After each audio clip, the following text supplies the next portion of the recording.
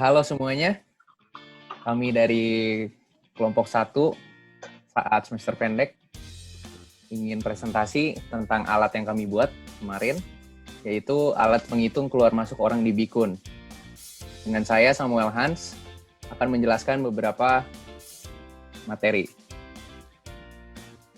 Nah, yang pertama adalah permasalahan.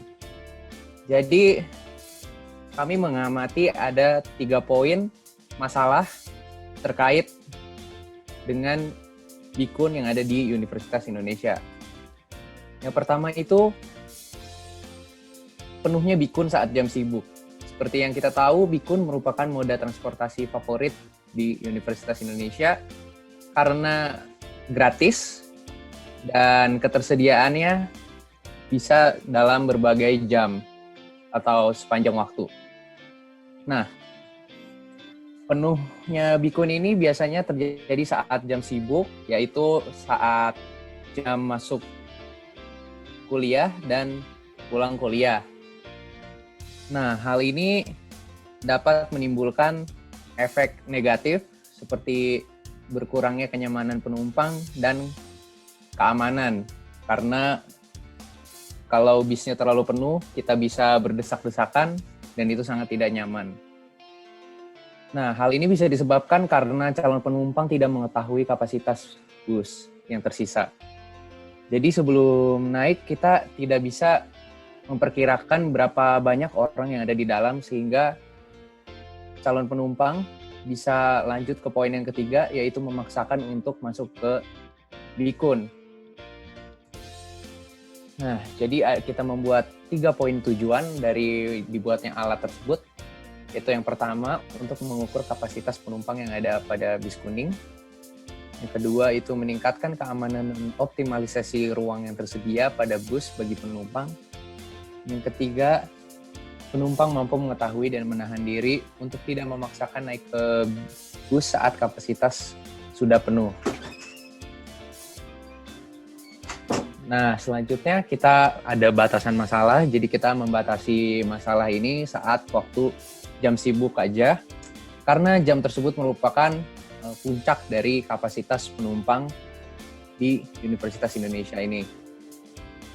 Karena selain jam tersebut, penumpang yang naik Bikun relatif jauh lebih sedikit. Nah, berikut ada rancangan sistem dari alat yang kami buat. Jadi prinsip kerjanya yaitu mengubah sinyal dari 2 sensor proxy yang ditaruh bersampingan. Jadi ada kanan dan kiri, lalu akan memberikan sinyal pada Arduino, lalu ditampilkan di LCD. Nah, awalnya LCD akan menyediakan kapasitas saat bis kosong, yaitu kami buat 68 orang. Nah, setelah itu, saat orang masuk, kita diletakkan di 2 buah proxy di satu sisi. Nah, jadi ketika ada yang terdeteksi, misalnya ada orang berjalan, dia akan memberikan sinyal kepada proxy kiri, lalu ke proxy kanan, maka jumlah angka yang akan di LCD itu berkurang 1, karena seandai-andai ada orang yang masuk ke bis, sehingga kapasitasnya akan terisi 1, sehingga kapasitas tersisanya akan berkurang 1. Demikian sebaliknya, jika dari kanan ke kiri menandakan penumpangnya itu turun, sehingga kapasitas akan bertambah kembali. Dan jumlah kapasitasnya itu akan ditampilkan di LCD. Berikut ada skema sederhana arsitektur sistem. Jadi kita bisa lihat kita menggunakan LCD keypad shield. Jadi LCD keypad shield ini udah ditaruh di atas Arduino-nya. Kita tinggal menghubungkan 2 buah sensor proxy pada port-port yang sudah ditentukan. Yaitu yang pertama sensor yang kanan, atau bisa dilihat sinyal informasinya itu menggunakan wire yang merah. Itu akan terhubung ke port digital 2, dan yang kiri itu akan dihubungkan ke port digital 3, yaitu yang berwarna hijau. Sisanya kabel tersebut adalah merupakan kabel power dan ground dari masing-masing sensor tersebut. Selanjutnya akan dilanjutkan dengan rekan saya. Ya, saya Iksan Benhart. Saya akan menjelaskan tentang alat-alat yang digunakan pada dua proyek kali ini. Yang pertama itu ada Arduino Uno. Kita ketahui bahwa Arduino ini adalah pengendali micro single board yang bersifat sumber terbuka atau open source, di mana microcontroller ini ada dua tahap. Yang pertama itu adalah software dan hardware-nya. Ini yang hardware-nya. Software itu dapat kita kontrol dengan program Arduino. Kemudian platform ini dirancang untuk memudahkan penggunaan elektrik dalam berbagai bidang. Pada Arduino ini kita menggunakan Atmel AVR dan software yang memiliki bahasa pemrogramannya sendiri. Biasanya menggunakan bahasa C. Arduino ini sendiri merupakan otak dari seluruh rancangan pemrosesan data yang akan kami lakukan. Untuk kali ini kami akan memasangkan sebuah shield pada Arduino ini yang berupa shield LCD. Udah, next. Nah, yang kedua ini adalah shield LCD Arduino sendiri 1602. LCD yang digunakan pada shield ini berfungsi sebagai display information untuk mengetahui kapasitas penumpang dengan lebih mudah karena untuk sebagai interface sistemnya. Tipe shield ini juga berfungsi tipe shield ini terdiri dari 16 kali 2 karakter, 16 kolom dan 2 baris, di mana akan menayangkan sebanyak 32 karakter. Pada shield ini terdapat 4 pin digital, 1 pin output, dan 1 pin ground. Pada proyek kali ini kita hanya akan menggunakan pin digital pada D2 dan D3 yang akan digabungkan dengan digital input pada sensor IR atau sensor proximity. Udah.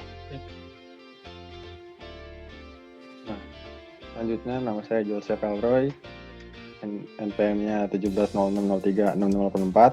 Saya akan menjelaskan sensor, yaitu infrared sensor E18D 80NK yang kita pakai ada dua.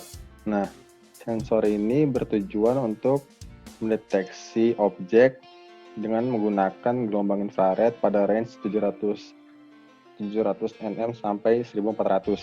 Nah, keunggulan dari sensor ini adalah yaitu terbilang cukup murah dan mudah untuk diassemble. Dan untuk keunggulan lainnya yaitu sensor ini kuat terhadap gangguan atau interferensi cahaya yang masuk ke dalamnya. Nah, untuk dimensinya sendiri di sini ada 1,7 cm kali 4,5 cm. Untuk range jaraknya yaitu 3 sampai 80 cm. Terus untuk dalam mengatur range jarak pendeteksian sensor ini juga dapat menggunakan screwdriver dengan memutar ada skrup di belakang sensor ini, yaitu berupa seperti potensio, yaitu potensio jadi sehingga range-nya itu bisa didekatkan atau semakin jauhkan. Nah, untuk sensor ini terdapat 3 pin konfigurasi, yaitu ada VCC, ada GND, dan data. Next. Nah, di sensor ini terdapat ada 2 komponen yang penting, yaitu ada transmitter dan receiver. Jadi transmitter itu memancarkan gelombang infrared, dan jika dia menemukan objek, dia akan kembali memantul dan diterima oleh receiver. Nah, jika receiver itu menerima, maka output dari sensor ini yaitu berupa nilai 0, yaitu karena ini tipe NPN, yaitu normally high. Oke, ini bisa dilihat rangkaian receivernya di kanan, terus di belakangnya itu ada potensio untuk mengatur range-nya, seperti saya kasih tahu sebelumnya. Next. Nah, ini flowchart sistem dari program yang dibuat oleh kami. Nah, untuk dari inisialisasi kita membuat jumlah kapasitasnya itu dari beacon yang kita teliti, yaitu totalnya maksimal itu 68 orang. Nah, lalu kita membaca sensor proximity. jika proximity kanan itu 1, berarti kan dia tidak mendeteksi. Dan yang proximity kiri 0, berarti dia mendeteksi, berarti penumpang masuk. Penumpang masuk, maka jumlahnya berkurang 1. Dan jika kebalikannya, proximity kanan 0 dan proximity kiri 1, maka jumlahnya bertambah karena penumpang keluar. Lalu selanjutnya kembali untuk pembacaan sensor dan berulang lagi. Next. Nah, ini gambar animasi untuk simulasi alat di lapangan. Coba di play. Next aja. Nah, dia dari kiri ke kanan, berarti kapasitasnya ditampilkan berkurang. Dan jika kebalikannya, next. Nah, maka kapasitasnya bertambah, seperti algoritma yang sudah saya jelaskan sebelumnya. Ya, kembali lagi, ini adalah kode dari algoritma yang dibuat dan diprogram di Arduino IDE. Nah, ini untuk mengenablekan LCD. Next. Nah, ini untuk mengaktifkan pinnya, yaitu di void setup. Next. Nah, ini untuk pembacaan sensor jaraknya. Ya, singkat aja. Next.